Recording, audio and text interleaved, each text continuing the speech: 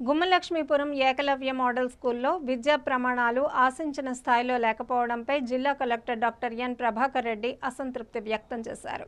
నేడు పాఠశాలను ఆకస్మికంగా తనిఖీ చేసిన ఆయన విద్యార్థులు, ఉపాధ్యాయులతో నేరుగా మాట్లాడి బోధన, విద్యా ప్రమాణాలపై ఆరా తీశారు. పాఠశాల ప్లేగ్రౌండ్లో మొక్కలు ఏపుగా పెరిగి ఉండడాన్ని గమనించిన కలెక్టర్ సిబ్బందిపై ఆగ్రహం వ్యక్తం చేశారు. క్రీడా మైదానంలో మొక్కలు పెరిగే పరిస్థితి ఉందంటే విద్యార్థులకు క్రీడలు నిర్వహించడం లేదని ప్రశ్నించారు. చదువుతో పాటు విద్యార్థుల్లో క్రీడా ప్రతిభను పెంపొందించడంపై కూడా ప్రత్యేక దృష్టి సారించాలని సిబ్బందిని ఆదేశించారు. అనంతరం విద్యార్థులు, ఉపాధ్యాయులను ఎదురెదురుగా కూర్చోబెట్టి విద్యా ప్రమాణాలను పరిశీలించారు.